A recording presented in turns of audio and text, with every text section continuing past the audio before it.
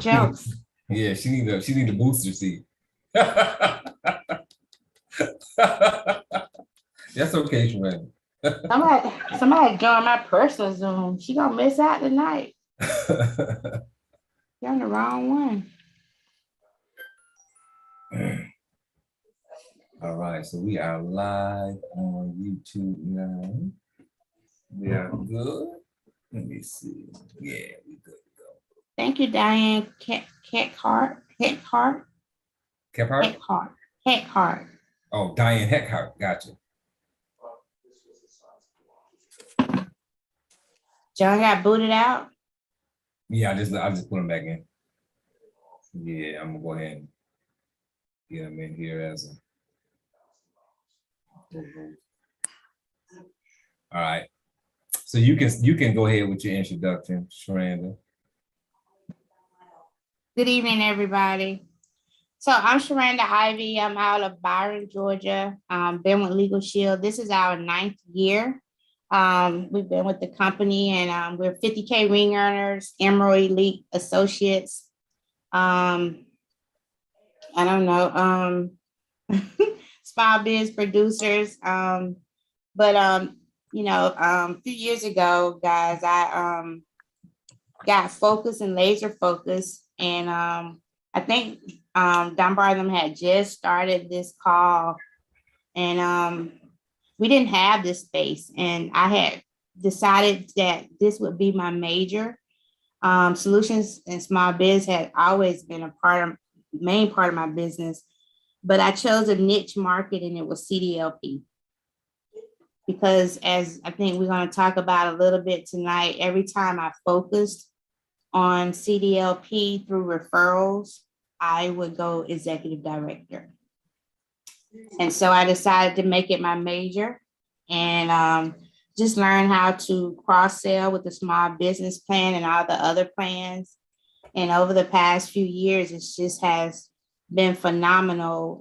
This platform that we have, and I also host the accountability call on Thursday night.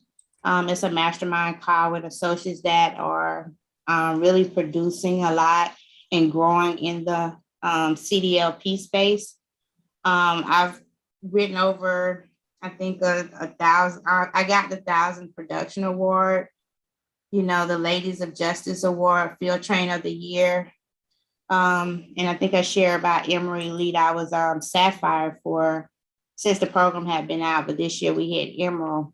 And I share all that because before I made that decision years ago, I didn't have those accolades. So, if I can just share with a lot of people that's on the call tonight, and this might not be your major, but if you choose a major and get focused, because we have a lot of areas, but if you get focused, and that's what I saw, my whole business changed. And get with mentors. So in this space, Dunbar and Lamar Reynolds, Chris Seeley were really the trainers at the time. And they really worked with me, like answer my calls while I was in the field. So get with a CDLP field trainer, or we have 6 state trainers. John Hofmann, he's going to talk next, introduce himself. But get with somebody who is trained in the space. I do what I do now. I used to GWC before COVID, but when COVID hit a couple of years ago, I changed my business 100% from the house. So I do all this from this chair every single day. And it's not through Zoom, it's through picking up the phone. Close DM appointments, picking up the phone. It's not through Zoom. And I focus on the 1 to about 15 to 20 drivers. Now I have associates that are prospecting bigger companies that I talk to the decision maker. But so if I can say that to you guys, I just want to give that tip tonight. To help somebody, okay? So over to you, John. All right, good evening, Legal Shield family. His name is John Hofmann. I've been in Legal Shield 14 years. CDLP is what got me into Legal Shield because of my prior self-employed business was selling truck tires to truck drivers and companies that employed truck drivers. And I saw a lot of the issues that they were having. I would give out credit to truck drivers for their tires, and every once in a while they come to me and say, I can't make the payment on the tires. And I said, well, what happened? And I said, well, they would have a ticket. And in some cases, some of these drivers got into such a bad position that they would go home with a negative paycheck on sometimes, especially when they were leasing their own vehicles from the company they work for. So they really are, even though they're essential workers, they really live life close to the edge on the financial end of it. And they have to really watch every dollar they earn. And that's what we're here to do. We're here to protect some of those dollars that they earn. One thing I would share with everybody that is familiar with my training is that I do share the FMCSA sheet that shows the companies that got fined for year to date. And so far, to give you an idea, last year, the report that I printed out for last year was only 140 pages for the entire year, a list of companies that got fined. And we're not even through March yet, and they've approached half of that. They've approached 70 pages through the first 2.5 months of this year. So the FMCSA is really on a tear of targeting transportation companies with safety scores and violations that the drivers get. And that's what we're here to do. We're here to help protect them. And the time is right. You know, we have to go out there and show what we can do. And that's what I did today. I went to my existing customers, asked for referrals. I'm a little bit different than Sherranda. I go out in the field, although I have done some long distance training with some other associates across country, and that was fun. You know, it was nice to make some phone calls. But I really strive to go out in the field and meet people one-on-one, and that's where I think we're the strongest in. But the phone call is very valuable. And I have shown these other associates that are across country that the phone call can be a powerful tool to make those connections. And so Sherranda is right in that regard. That's one definite way to do this business. Okay, Robert, over to you. All right, brother. Appreciate you, Sherranda. So Robert Dunbar been with the company 13 years, training for 6 or 7 years, training on the Cdlp side for 4 years, I think going on 5 years. 100K ring earner, 250K ring earners on my team. I have worked every side of the company, every area of the business. What I like about CDL is that it is the least worked in this space. And sometimes I think we forget that we are somewhat in competition with other Legal Shield associates. So it's funny, I was having a conversation with somebody the other day who was saying, we don't have any competition. I was like, okay, one, we do. And second, you're in competition with every other associate who's selling the same thing because you can't go in and account that they win it. So there's a lot of us here, and that's a great thing. But in the CDL space, there's not a lot of people that work this space. So you do have definitely an easier chance of closing the deal when you walk into a CDLP company because one, there's not a lot of other companies that offer what we offer. We certainly have the best product, and I'm not saying that as a cliche of, oh, I'm with Legal Shields, we got the best product. We truly do have the best CDL product overall for the best price when you're comparing apples to apples with the CDLP product. And there's not a lot of associates who do it. So you're not running into a lot of associates in the field. It's a product that's needed, and you're targeting companies who are being taken advantage of a lot and being sold to a lot, and things that are being sold to them don't necessarily work. So we give them some great protection. We've got some other things we can offer them, a family plan and that as well. So I think it's a great industry, and it also gives you the ability to offer up that small business plan, which is the way that Sherranda leads when she goes to prospect. So if anybody knows Sherranda's story, when she walks into a company, she's looking at owner operators or companies that are very small, less than 10 drivers, 5 or 6 drivers, and she walks in offering the small business plan before she offers the CDL plan. So just keep that in mind. So in this niche space, because it is a niche space, because CDL, commercial drivers, is, even though there's a lot of commercial driving companies and transportation companies and logistic companies, this is still a niche market. And when it comes to niche markets, one of the things that we have to focus on is understanding that we do have to understand how to build relationships so that we can have a great conversation. So I was doing a sales training, and this is what made me come up with this topic, because I was doing a sales training about a week ago, I believe. And one of the sales reps for the company I was talking to said they sell CDL products. And he said, I get tired of calling these truck drivers and they talk to me nasty and they don't have time to talk to me and they say stuff to me that bothers me. So after 10 or 15 calls, I'm done, right? And they don't sell CDL. It's a company that sells some other CDL products, but they're talking to truck drivers. And when I spoke to him about that, I said, well, have you ever driven before? He said, I drove for 4.5 years and I decided I was going to get out of the driving space because it was just too much wear and tear on my body. So I started to get into sales and sell to CDL people. And I said, okay, I said, well, what made you decide to sell a CDL? Well, because I've got background in that industry. I said, so when you're talking to them, are you talking to them about that? He says, no. Right? How many people see something wrong with that? Put a 3 in the chat if you see something wrong with that. So you got out of the trucking industry. You're selling to truckers because you got a background in trucking, but you're not talking about your background in trucking. Doesn't make any sense to me. I said, so you're not building any relationships. You're not talking about how it was when you was on the road, you drove over the road and you drove when you went home every night. All this experience, 4.5 years, young guy, I think he was 29 years old. And I'm like, you're not building any relationships. You're not having conversations. You're not breaking the ice. You're calling them and trying to sell. Hey, this is John Hofmann. This is Robert Dunbar. This is Sherranda Ivey, and I'm calling to sell you something. That's not how you sell, guys. You got to build relationships. You got to talk to people. You have to create a relationship because it helps them put their guards down. So before we get into the 5 steps, because we are so blessed to have a John Hofmann who's in the field knocking on doors and a Sherranda Ivey who's making calls from home. And the crazy thing is both of them have done it the other way. Right? Sherranda has done the field and John has done the calls from home. I'm going to ask each one of them, like, how do they build relationships in that aspect? That will be get everybody, right? So somebody's saying, well, I walk in, so Sherranda's talking about calling, so what about me?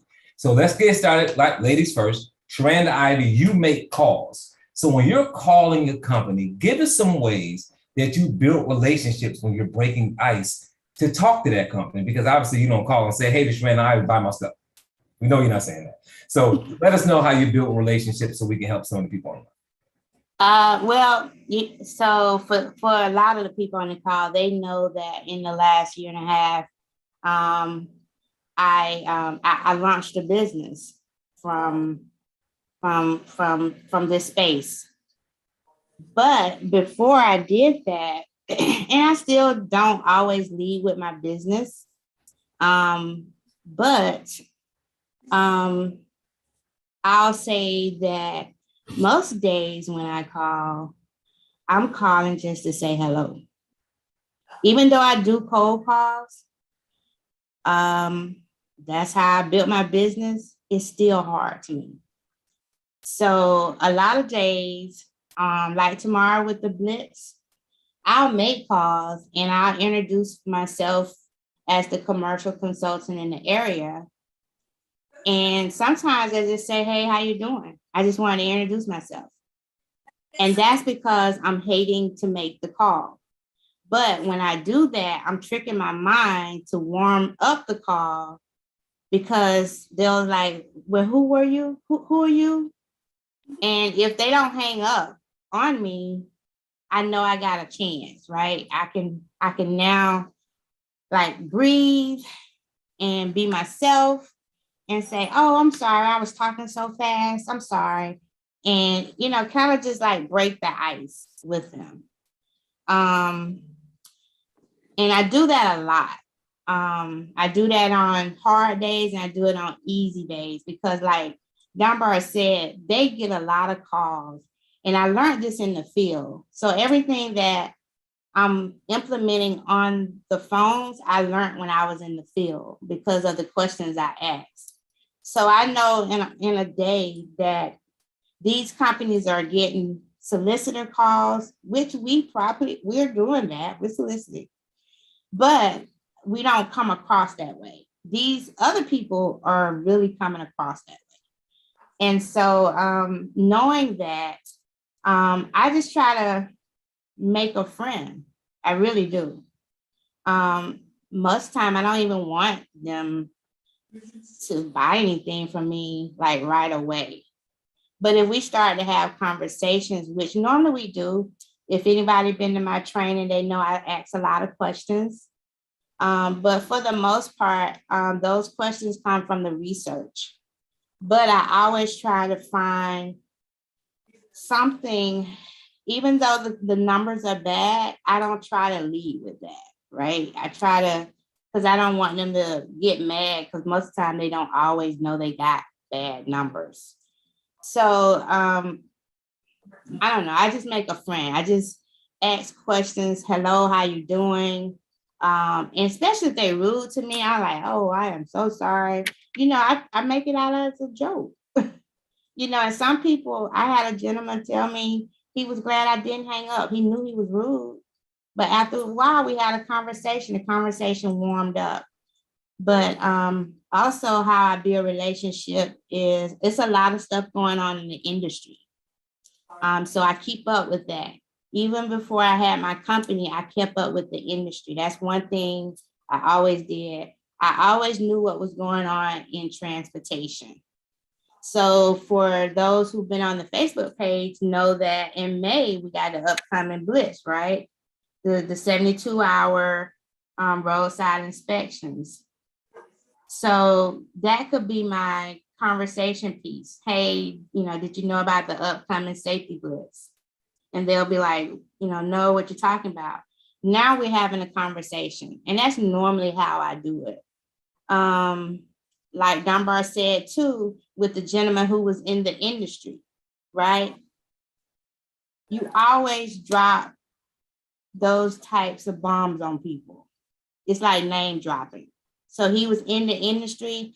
He could have easily say, hey man, you know, this is Tom. I used to drive for 4 years. I know how it is to be on the road.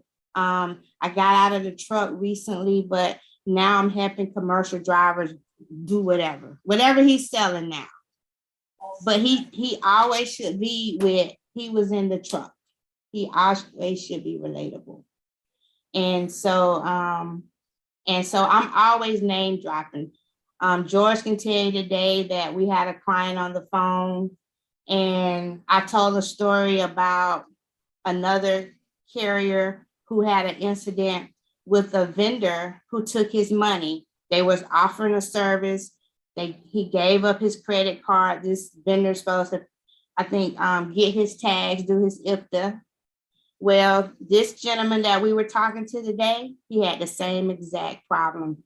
A lady was supposed to be filing for his tags, and she used the money, and he still had to come out of pocket. He lost that money, and then he still had to get his tags. He has 9 trucks, so that's a lot of money. It's probably about $9,000. But I was relatable. And I just dropped that story not knowing anything about this man's story. But when I tell stories about other carriers, 9 times out of 10, they've had a problem similar, or they'll tell me about their problems. And so that's how I work at Dunbar. I don't say Robert. Dunbar. No, good stuff. No, I appreciate that. And that's good. And it's funny is because John and Sherranda, neither one of them have seen my 5 steps to relationship building. They haven't seen the document either. And some of the things that Sherranda just touched on are things that are in the document. Name dropping, one of the first things, guys. You got to know when you're making calls, it makes it very relative. I think I gave a story a couple of weeks, and forgive me for not knowing what training I'm talking about, because I talk on training so much. Could you imagine if you were walking downtown in the city you live in, and a person walked up to you, and I see Anthony Norris, so I'm gonna mess with Anthony. And Anthony's walking downtown, and somebody walks up to him and says, hey, can I talk to you for a second? And Anthony's looking like, you know, this day and time is like, what you want to talk to me for? I don't even know you, right? Guy just says, hey, can I talk to you for a second? And Anthony's looking like, oh, I'm not sure about that, right? But wouldn't it be a difference if Anthony had a brother named Jeff, and the guy would walk up on Anthony and say, hey, you got a brother named Jeff? And Anthony's like, right, familiar, name drop.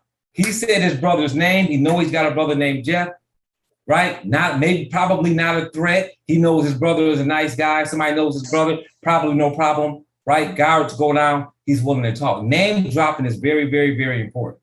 So if you can drop names, it's a really big deal. So you'll see that on the sheet for the 5 steps is to name drop. And it's the funny thing is I told that guy the exact same thing that you just said. I told him, I said, when you're calling companies, you're not name dropping, you're not saying who you drove for. Like, you drove for 4.5 years. How do you not know how to start a conversation that way when you're calling a driver on the road and you drove for 4.5 years? Come on. And you're calling and saying the name of the company you're calling for and the product they offer before you ever say that I'm a driver too. I understand you're right, you being on the road. I know how it is. I drove for this company, but no conversation, no way to break the ice. So relationship building and name dropping and having that conversation that people are familiar with really does help you close that deal. So John, you out in the field, you knocking on doors, you selling orange socks, you giving away all kinds of stuff. You got all kinds of stuff set up in parking lots. Look, it's truck drivers love to talk. So once you get them talking, it's almost hard to get them to stop. So the relationship building part in this niche, man, is really powerful. So John, what are you doing out there in the field? And just so you guys know, y'all know I don't have no problem saying this. We talking to a Black woman and a white male. No excuses, nobody, because everybody want to say black, white, orange, green, short, tall, gay, straight. I live on the West Coast, live on the East Coast. Go ahead, Sherranda. So since you went there, John, before you start, let me jump right there.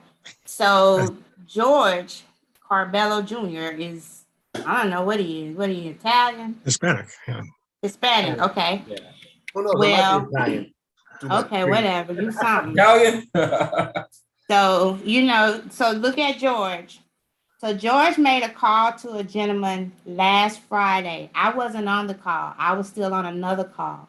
So George normally call if I'm busy, if I can't get off, George likes to go ahead and call his prospect and get him on the phone, and then he'll get me on the phone. So the gentleman, I wasn't on the phone, so I did not hear this conversation, but I can only imagine how it went because I heard Friday conversation. So George, the man obviously told George he was doing payroll, give him a call back next Friday. So George called back Friday, right? Dunbar, come back on screen. Talk about white, black. Come back on screen. So this Friday, George called and got me on the phone before we called this gentleman. And an hour earlier because of the payroll from the last week. Yeah, so George set it up, yeah, because he was trying to avoid the payroll excuse, right? Uh-huh. So so I'm on the phone and George talking, he's very personable, called the man by his name, and immediately I knew this was an African American. But he was short with George, told him, man, you called last week. I told you I was doing payroll. He was getting ready to pop off on him. And he started popping off on him. And so George was sinking fast because this African-American gentleman was getting rough. So I popped in. I said, whoa. I said, now you told him to call you. You told him last Friday to call you today. Now, why are you beating up on him today? He's just doing what you said. He like, who that? Oh, y'all double teaming me. I said, no, we're not double teaming you. I say, you told him to call you. Now, why are you being ugly to him? I say, all we want to do is just get a few minutes of your time to help your company. I say, now, how would he have known you was doing payroll at this time? You told him. And that's just how I had leaned over to my phone and just started talking. Immediately, this man came down. He came down because just like I knew he was an African American, he knew I was too. So he was getting ready to chew George Carbello a new one. And so that man calmed down. He told us to call him today and we closed him today. But had George did that by himself, that would not have worked. Because I promise you that man, he was getting ready to be really ugly to George. So I can only imagine what the other Friday was like.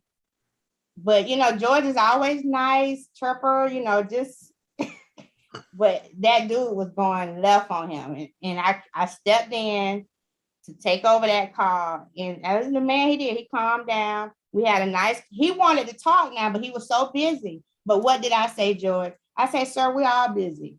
I was relatable. Sir, we're all busy. I have a company just like you do. I say, George, he's a business owner just like you are. He's just doing what you said. I said, so let's not go there. That would be ugly to him. He's just doing what you said. He said, but I just ain't got nobody to do my payroll. So he changed his whole conversation because I came in and not really that I was popping off with him, but I was popping off with him. You know what I'm saying? George was just being Georgie Porgy. He was just so nice. So I just want to say that since you went there with that type of scenario. No, that's good. And I'm glad that was great timing that happened that way. Congratulations, George, for opening up that group. And it goes to show you why having workout partners, having field trainers, and all of that matters. It's not always just about skill set. Third party, you never know who that person is you're talking to. You never know. And don't forget, guys, in this day and time, even after all these years, it's still racial stuff that happens every day. And guess what? That was on the African American side. It wasn't some white guy shutting down some black person. That was some black person shutting down an Italian guy. You guys follow that? And then when somebody else got on the line that they was familiar with, changed the whole attitude, guys. You gotta understand that sometimes, right, it's not you. Sometimes it's not the product or service. Sometimes it's who you're talking to. And when you have somebody helping you, go in there and you close the deal. So George, man, congratulations on that. That story was really great timing. And I'm glad that worked out that way. And it also helps because it goes to show, because I don't like to pull a race card. It goes to show that it's not always somebody white acting out to somebody else. It's every race does that to other people that they're not necessarily familiar with. It's not always because you're a different race, it's because they're not familiar with you. Right. So it's like that's how things happen. And sometimes it'll calm a person down. And it'll be the same thing on gender sometimes. Sometimes a woman will talk better with another woman. Sometimes a woman will talk better with another man and vice versa. That's where it is sometimes. That's why you should have workout partners and accountability partners and people that you work the business with. So thank you for that story. Thank you, George, for being consistent and calling back and not being scared to call back that next week and being plugged in and working with somebody that could help you through that. John Hofmann. Tell us what you're doing out there in the field when it comes to relationship building. All right. Well, to follow on Sherranda's thing, that happens in California too, but in the Hispanic area, where I was after one Hispanic company and made several visits to them, made my best presentation to them, and they finally said, we're not interested. So I teamed up with an Hispanic CDLP that I've been working with, a workout partner. And first visit there, we sat there for 3 hours talking to them, and they opened up right away. So my inside voice is saying, that son of a gun, why did I have to bring a Spanish person over there to do that? It shouldn't have to be that way, but that's the way the world is. That's why I use Robert to help me with a group in Savannah, Georgia, because I learned I do not talk Southern Georgian Black, okay? It's just not in me. I can't replicate Sherranda. There's no way we can do that. So the way I build a relationship with especially we're talking about groups, okay, talking about CDLP groups, you have to build a relationship with the company first, because they're not going to let you talk to their drivers until you build a relationship with them. So it's always bringing them pertinent information that is going to, be beneficial to that company. But once you do get that approval and you do sell, hopefully that small business plan, there's a saying in sales that the sale is not complete till the invoice is paid. Well, the legal shield is a little bit different than that. The sale is not complete until they make that first phone call. And after they make the first successful phone call, hopefully, that's when they're sold. Okay, that's when they are totally committed to what we do. So after I market a membership, especially to a small businessman, I will continually go back to visit him to tell him how other trucking companies are using our service to get them to make that first phone call. Because that's a key thing. It's like when you sell a life events plan to an individual, you get them to fill out the will questionnaire. They're going to probably be a member for life. Okay. Same with the small business. Get them to make that first phone call. Tell them our other transportation companies are using it. I once, again, I'm talking about the same Hispanic guy I was teamed up with. I asked him to go, let's go back and talk to some customers we already had. And he didn't want to do that because his attitude was they want to know how to cancel. And I said, no, we want to go back to them because we want referrals. We want to go back to see if they do have a problem so we can put it out. We can put that fire out. We want to be able to go back and help them use the membership. So don't be afraid to go back to see the members you already have, because those are your greatest source of referrals, especially if you help them use the membership, help them fix maybe problems they're having with the membership, with using the membership. And once you do that, they're going to know that you are their partner, okay? That you are not just a salesperson, that you are there to help them. You always want to bring pertinent information to them, and you always get a library of information, especially from this call that is in the Cdlp Facebook page. You're going to be able to download a lot of materials. Some of those materials expire, some don't. You know, some are always useful. So always bring something different in, something new in when you go visit them. You know, keep track of their scores and see if they're trending up or down. But anybody needs our membership, even if they got a perfect score, because the way you go in there and talk to that person, if they got a really no issues at all, let's say we want to give you something that's going to help you keep it that way, because we know that. And I have one experience where I had one company that had one driver ruin it for the other 13 drivers of the company, because that driver was having a bad day, and so was the policeman that pulled him over. And between the two of them, that driver managed to get 13 citations for one stop. Okay, that changed that company from a satisfactory rating to conditional, put the other 13 drivers out of work because of what that one driver did. Okay, so that's something that we always want to, you know, be aware of, is that we want to be able to show them how we can help them with that. You want to set up the day. There's a book by Brian Tracy that says "Eat That Frog." I've read that book, and I think in sales, you want to maybe set your day up for success. So instead of eating that frog, the first thing, make a couple positive calls. Somebody you're familiar with, someone's going to put you in a good mood. You know, someone that's going to, you know, revitalize what we're doing. Okay, why we're doing what we're doing, so that when you do make that difficult cold call, if it is a cold call, or maybe to a customer that is a disgruntled, you know, you have a good attitude about yourself. Don't try and eat that frog first thing. Try and set your day up with some positive results the first thing, and that's how you build a relationship. Invest in your business. You know, Robert talked about that. I bought about 240 pairs of orange socks that I give away to drivers. I make custom banners that I put in drivers' rooms. If any of you sold my Cdlp post last week, there was a custom banner that I had made. I spent $25 on it. Haven't recovered the cost yet, but it will, because this is a company that's got 100 drivers. And it's just a matter of building that relationship. They don't trust me yet, but when I'm there often enough, you know, they're gonna start trusting you. They're gonna you just can't make a one-time appearance and hope everything's gonna turn out. You have to make repeated visits over and over again and build that trust, because our competition out there, I'm coming across that they're really giving this service not a very good name for itself, and that's, I'm going to say it's TVC. They're getting a lot of bad referrals that I'm hearing about how their service is working, and we have to overcome that. And the way we overcome that is just showing we're not afraid to confront them, but we have to show them that we're here for them. And of course, nothing gets me more perturbed, I guess, when I call other associates and they don't answer the phone, or their mailbox is full. If you're in this business, you're going to have one of your customers call you. Okay, they need you. You know, so you have to answer your phone, because you know they don't have the attorney's number.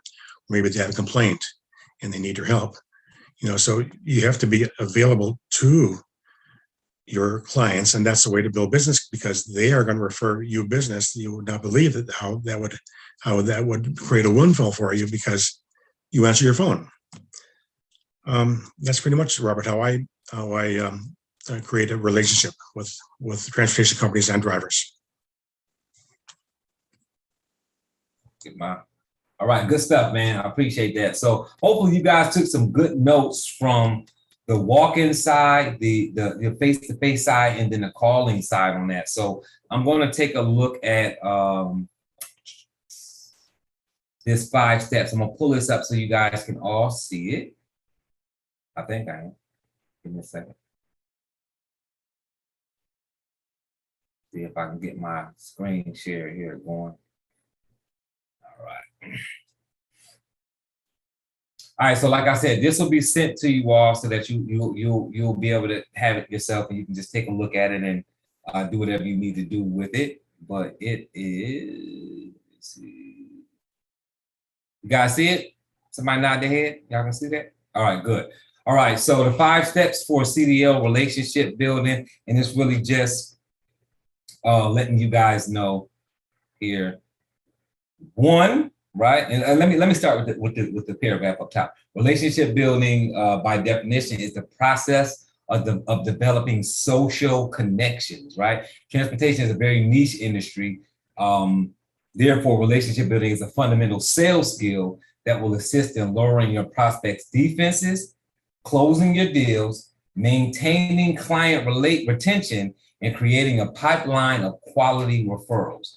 That is what you will gain from having a relationship building setup with your company. So 1, right? Understand how you can assist ahead of time. That's part of relationship building, right? How can I assist this person? You need to know that before you call them. Now, how do you find out how you can assist the company before you even call them?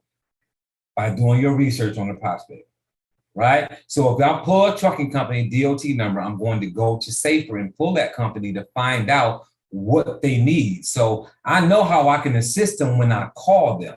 That makes it easier for me to build a relationship because I'm calling a person and I already know the troubles that they're having or the troubles that they're not having. As you heard John say, he prospects companies that don't have any issues. And you heard Sherranda say in past weeks, she goes after companies who don't have issues sometimes, but she has positioned herself and she knows that they don't have issues. So she doesn't call and say, I can help with this. She calls and probably says, I don't know what she says, but she probably says, right? I can help keep your score good. I can help keep your score strong.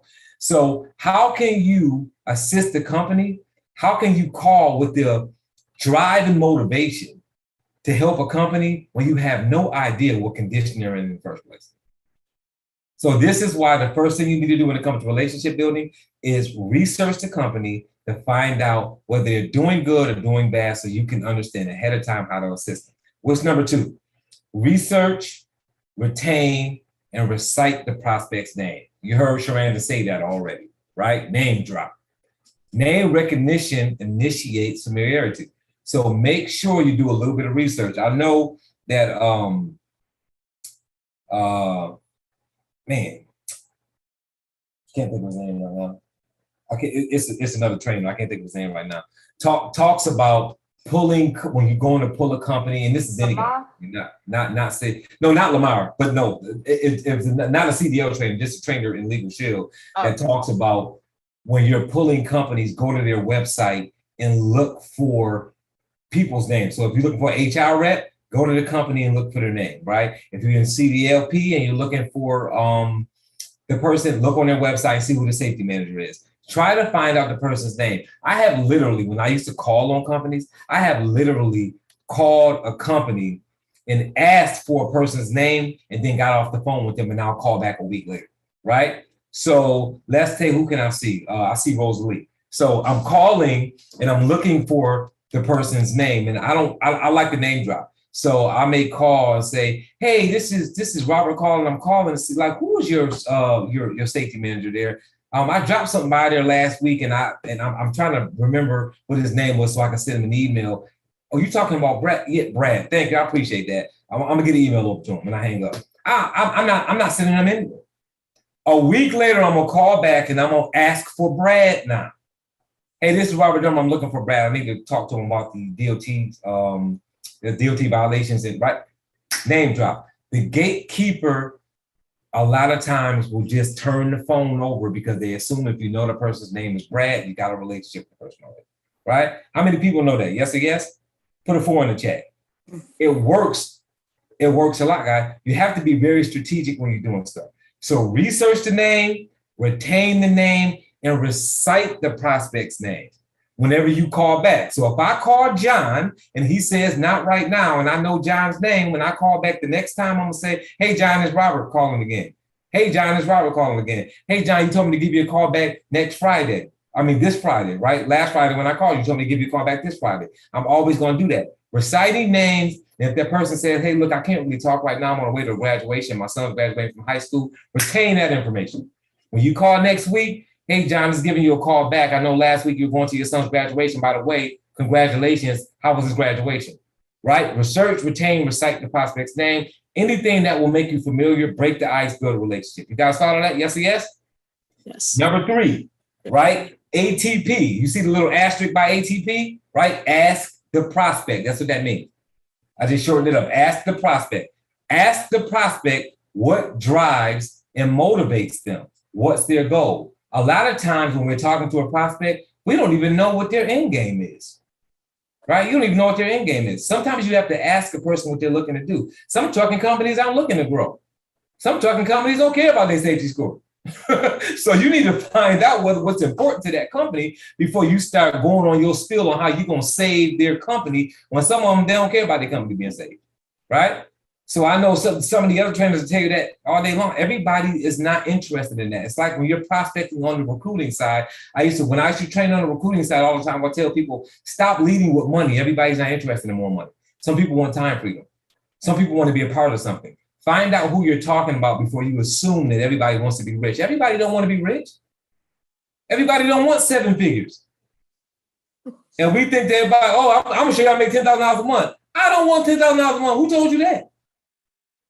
I'm really just looking to leave my job so I can stay home. I'm tired of driving in traffic. If I can replace my income at work, I'm good, right? So find out what your prospect wants, what drives and what motivates them. So I called John, I'm on the phone with John, I say, John, look, I talk to a lot of small trucking companies and some of them are trying to grow. Some of them are just trying to get more time freedom. If you don't mind me asking, like, what's your goal with your trucking company? You got 3 vehicles right now. What you looking to do? Oh man, I'm really looking, right? Now he tells me what he's looking to do. Now, while he's talking about what he's looking to do, I'm sizing up that information and trying to find out how does what we offer help him reach that goal? Does that make sense? That is relationship building. I am prospecting him so that I can help his company. So if you're saying, no, when I call these companies, I'm looking to help them, let me give you a wake-up call. If when a person tells you they're not interested, you get all mad, you wasn't doing that for you, you was doing it for them. Vice versa. You weren't doing that for them, you was doing it for you, right? When a waiter says, do you want more water? And you say no, does the waiter get upset?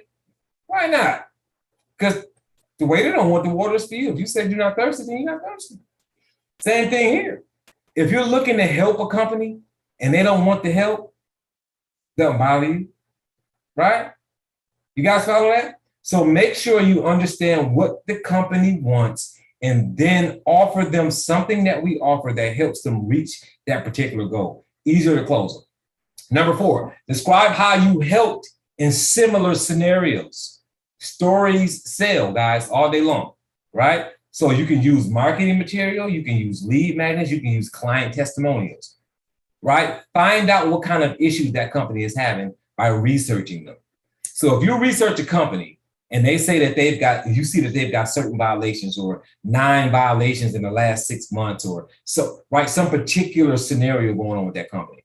When you call that company, say, man, last year, I think I called on a company that was similar to this, and now I still work with that company, and we've been able to get them in a position that now when they get citations and violations, they're able to get those attorneys on the phone immediately and blah, blah, blah, blah, blah, right? Give them a success story. Give them a client testimonial that is in reference to the challenge that they're having in their particular company, right? It needs to be relative, right? Because we're relationship building.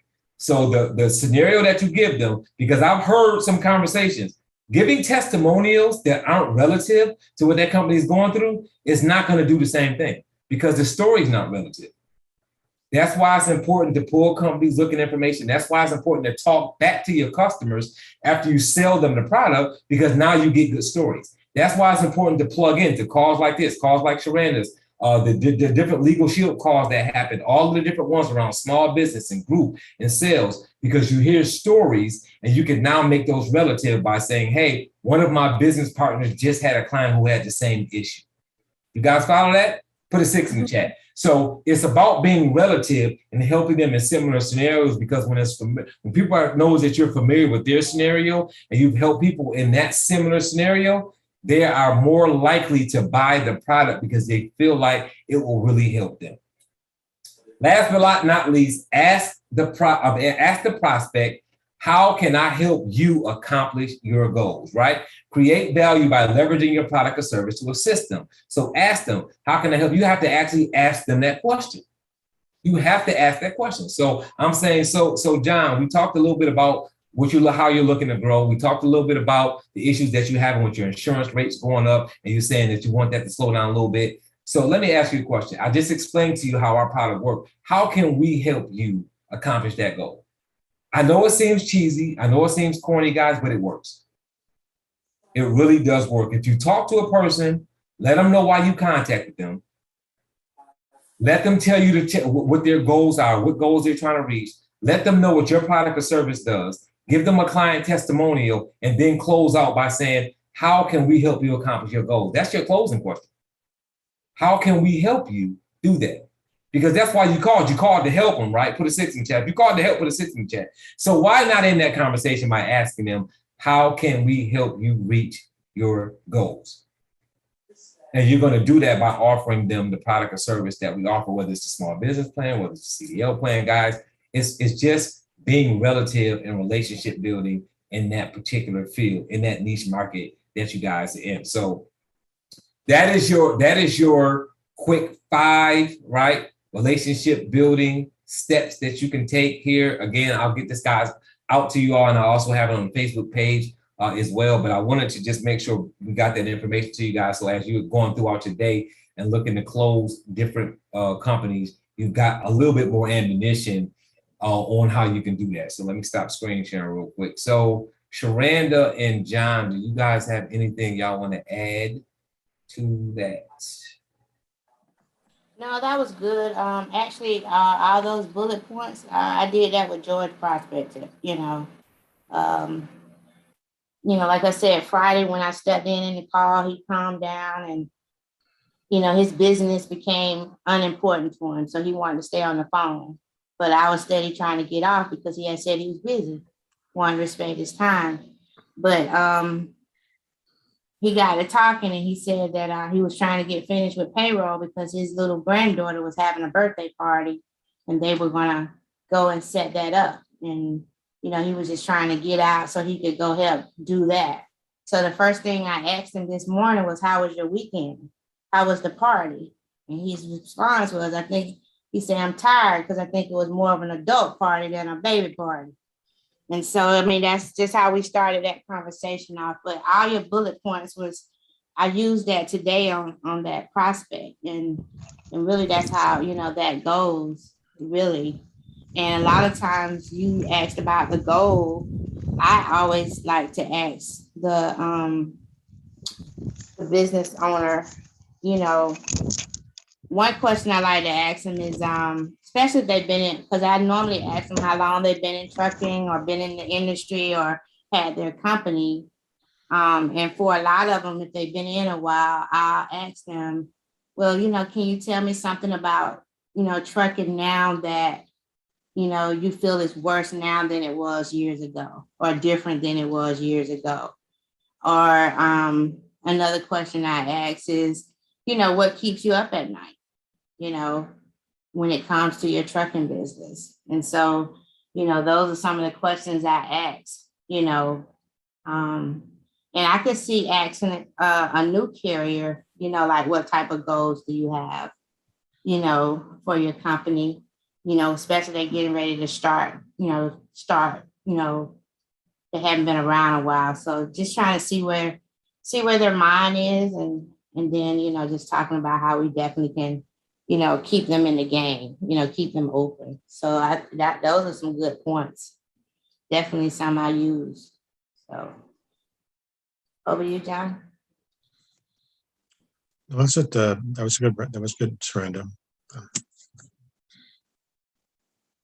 Yeah, I think that was good. Dunbar got that paper. Yeah, because we're always problem solvers, and even though we research the company, and a lot of them, we train here that our CDLP plan definitely is a problem solver, right? you know, whether they got it now or later. You know, so we research companies with that. So definitely we want to come across as helping them with their problems, bring that solution. So good point. Right, good stuff. Good John, stuff. you muted yourself. Oh, okay. There's so much information available to these companies that you can do research on. You can almost walk in the door and know exactly what their problems are. You can look at their tickets, you can look at their accidents, you can see if they have any fatalities, any injuries. You can see if they had a ticket with an accident that was out of state. You know, these are all really hot topics, you know, that you can bring up when you talk to these companies to see exactly what their problems are. Because a lot of them maybe might not be forthful with telling you what their problems are.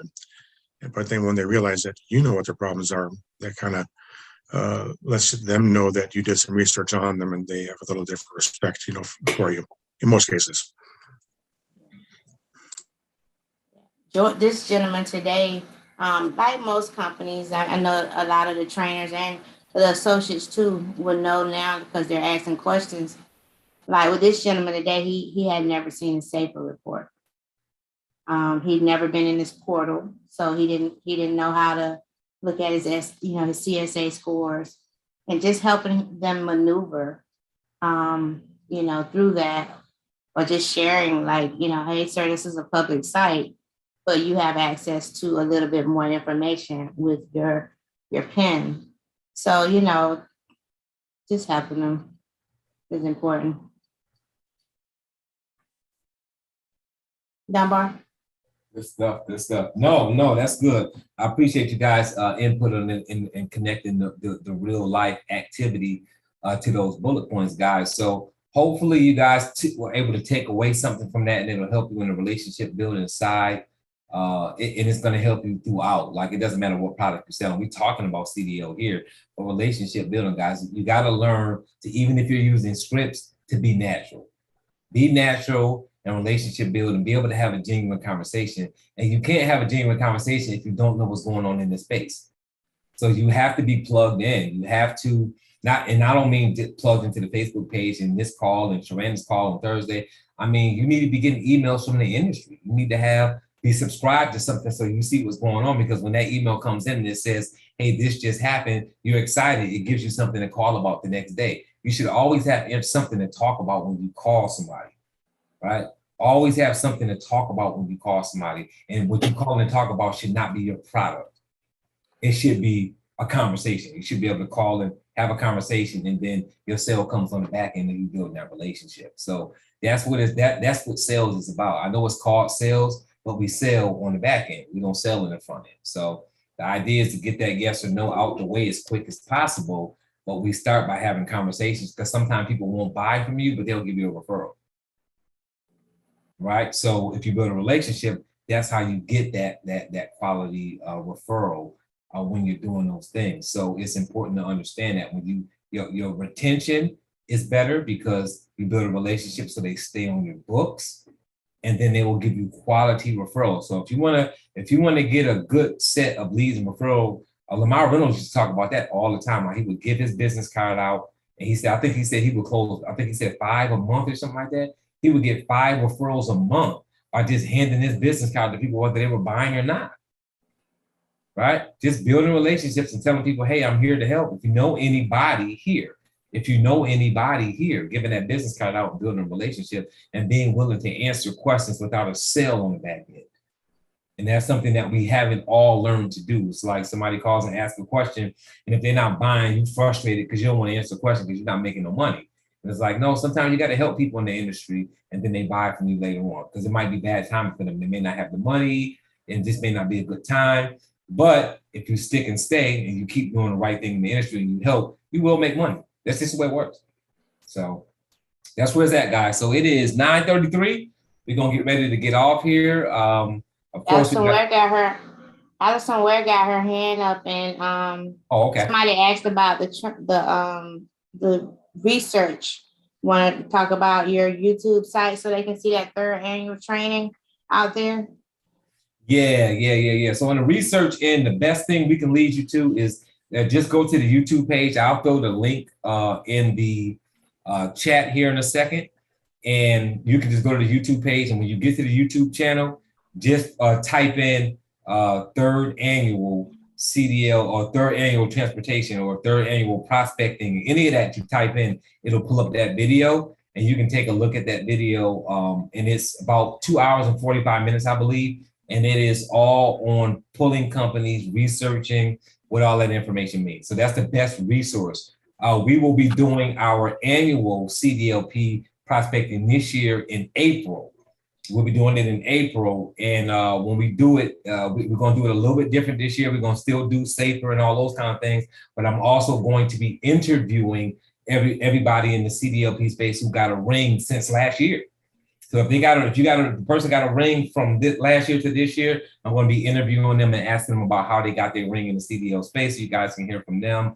And I'm going to be interviewing a couple of other people as well as, I'm going to ask John Hofmann and talk about the sites that he go to prospect. We're going to talk about pulling companies on safer, what that means, how you use that information. We're going to have all those conversations. So we'll be doing our annual training again at the end of April. And that will be our 4th annual CDLP prospecting in the transportation industry that we do there. And you said somebody had their hand up. It was me. Go ahead. I have a burning question to be answered. And it's something that you said, Dunbar, in regards to a company that may not have any points. And it's something that Sherranda shared in the past about a new person in the company. And it's after a year, they get an audit. Is that audit a special audit? Does it have a name, or it's just an annual audit after they started their company? So the question really to you, Sherranda. That's a tremendous question right there. Okay. So a new carrier, when they start their trucking company, anywhere from the 12th month to the 18th month, they'll have what they call the new entry audit. Sometimes it comes before that, depending on safety scores. If they start to have a lot of violations, they may have that audit sooner than later. I've seen it as early as 3 months, and normally that safety, their safety scores are really high. Sadly enough, a lot of carriers don't understand about DOT violations and the severity of them. But so a lot of them go out of business quick. But all new carriers normally have what they call a new entry audit, and that's between the 12th and the 18th month. It's all about uploading paperwork. It's about a lot of the compliance stuff. But if they do have bad scores, it could get a little bit more deeper into a compliance review to see, do they have all their policies and procedures in place, or what are they doing for correction action after those violations. So, but every company goes through that audit, and then you have other types like safety audits, on-site audits, where they go a little deeper into the company. But the new entry audit is just really just an overview, making sure that they're set up properly. But it could be more serious depending on the amount of their safety scores at that time. Thank you. Appreciate that. You're welcome. Right, good stuff. Thank you for that, Sherranda. Thank you for the question, Allison. That's good. So if anybody else was thinking that, and I know you guys heard Sherranda say at some time, I think, Allison, you mentioned that about going after companies that don't have any issues, and Sherranda saying not doing that in the beginning. Like, guys, like, it's companies have issues. You want to solve a problem, go after the pain point. When you learn more about this industry and you know how to go after companies who don't have any issues, then I would say do that. Right now, there's a lot of companies that need the help.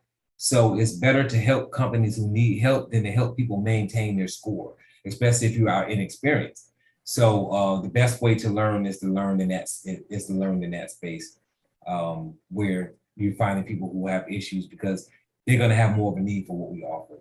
So once you get better at that, when you open up some groups and you feel like, hey, I'm a champion, I know what I'm doing, I know how to bounce around that ring, then you can start going after those companies that don't need any help. So I appreciate that, guys. And appreciate all the comments in the chat too, guys. Thank you guys for sticking with us. I know we always go past 9:30, so we appreciate you guys hanging in here with us and being here every week to follow us. Don't forget, Thursday, Sherranda Ivey has her accountability call. The corporate convention is coming up, so make sure you register for the corporate convention. The Blitz is tomorrow, so make sure you plug into the Blitz and make sure you got your calls ready tomorrow. Don't get them ready at 9 in the morning. Get them ready tonight before you go to bed, so you already know tomorrow when you calling. That's how that's supposed to work. So just get yourself ready, and we're gonna have just a really good training at the end of April. And it's gonna be on a Monday night like we normally do. So it's not gonna be any special day. We always do the annual training on a Monday. We just replace the regular Monday night call with the annual training, and it's normally about 2.5 hours to 3 hours. So it's a lot longer. If you can't be on that long, we understand it. All you gotta do is listen to the recording when we're done, but it is gonna be a much longer training because that is our annual training to help you guys get a little bit better and go into more depth in some of the things that we talk about all year round. So any more closing comments from our trainers? No, we have the Blitz tomorrow. Oh, you said that. I'm sorry. Nope. Good night, everybody. Yeah. All right. Appreciate you guys. See you guys all next week. Thank you guys again for chiming in. You guys have a wonderful rest of your week and a great evening. You guys do the same. Thank you. Thank you so much. Thank you. Good night. Thank you. Thank you. Good night. Good night. Good night. Good night. Good night. Thank you. Good night. Bye. Everybody. Night, everybody. Bye-bye. Somebody got grants. Sherranda, you put that sister thing down, did you? I didn't twerk my head. I didn't have to do that. I saw you twirling your neck when you was talking about that. No, I actually, seriously, I leaned over. I said, don't do that to him. I said, he doing what you said. And it's like, I could see his eyes probably went in the ceiling, like, where that come from? Yeah, You probably said, I got the wrong one now. yeah, he was gonna kill George. I was like, you don't do that man like that. But yeah, then he wanted to talk. But yeah, he changed, but he was gonna really. But George he's Georgie Porgy. He's just a nice, but he just be bouncing around. I'll be like, That good attitude, right? yeah, he does. He does. Like you said, he called back because I can only imagine what the man said the week before to him. But he called right on back and like, oh wow, he finna kill him. I got a question, but I guess I'm gonna have to wait till Thursday. I don't know if I could even hold it that long. I probably have to text it to you. I got fired today, boy, really bad. I just like, oh my gosh. And I just didn't know what to do. But anyway. You can ask it now. That boy said ask it. Well, you know, I just answer my phone. You know how you leave a message when you on the Blitz, and you know and they say, well, you know, they'll say we'll send it to their voicemail, or you ask them to call you back and tell them what you're doing. Well, somebody called me back today, and see, because that's my phone number that I leave, and they was talking to me, and I'm like, who is this? I didn't know what they was talking about, and then found out it was a trucking company. And he said, you called and you said such and such. And then I was like, oh, yeah. And so then I was trying to set an appointment with him. And so then he said, so who did you say you was with? And so I told him, the commercial division of Legal Shield. And so he said, okay, them the ones that find lawyers for people. I said, no, we don't. Yes, we do in certain aspects of the company, but, we already have the attorneys set for for drivers. That's a different area that our commercial drivers in. But anyway, so he said, that he was the safety director, the safety manager, and that he said, well, I'm going to talk to the owner and see, I don't know if this is something that we need. I said, but if you don't have it, he said, we got a lawyer in place. I said, but it's not necessarily, the kind of lawyer that everyone needs when they're in the transportation industry. So I just got so caught off guard because somebody called me back, and I'm like, what company he with? And then he was saying something about H&P, and I said, wait a minute, I don't remember doing no H's. I've been in the A, B's, and C's. Well, how do you get in there? And I couldn't find the number. And I was looking for the number. I said, and they're trying to act like I knew who he was. I'm like, I never could find that number. I don't know the name of the company. I think we all get that, Jackie. So I would say Dunbar can jump in. A lot of times I take ownership of the call. Mm-hmm. So like you didn't know who it was, right? Right. Just slow it down. Say, I apologize. What company are you with? And if you don't remember, say, if they say that you left a message, or you could ask, did I leave a message? I'm the consultant in the area, whoever you are. You can't remember everybody, not right off the rip, like that. But take control of the conversation so you don't get rattled, And one thing from the comeback with the attorney, when he said that, our company has an attorney, you could say, well, I understand that. But a lot of times company attorneys don't really represent the drivers, and especially, and if they do, they may do it when they're in a commercial vehicle. The programs that we offer protect them in the in the personal and commercial. Mm-hmm. So you just have to just ask those questions, or make sure they understand that the attorneys that we have definitely would help with those violations through the drivers.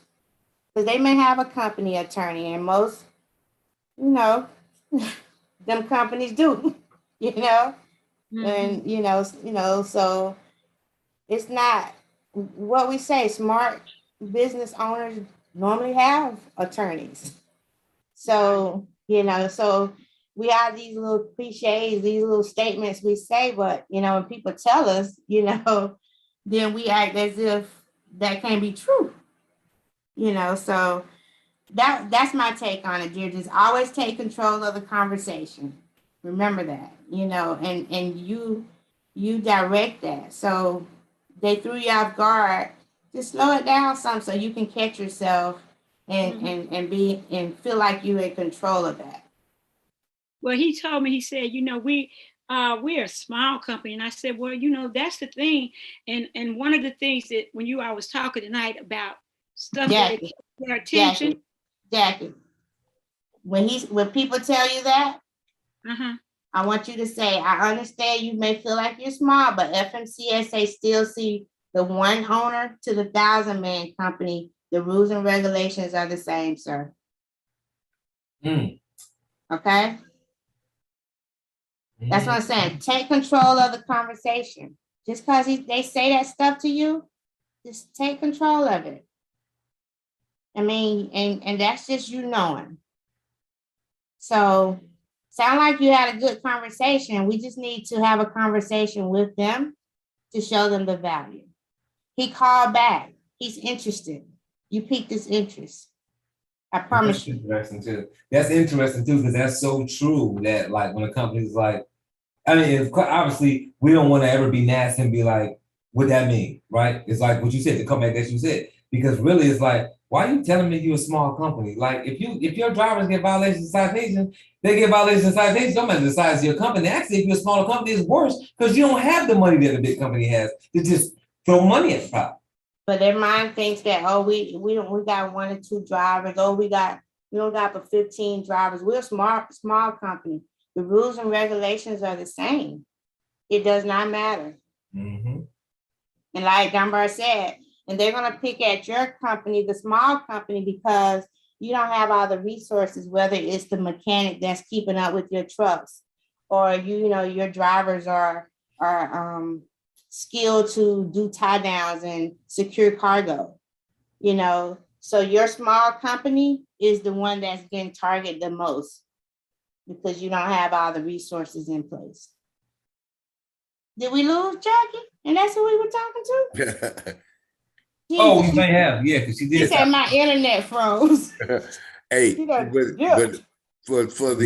the attorney said, when he said we have an attorney and we're a small company, couldn't Jackie have also said, I would have said, well, how many states does your small company travel in?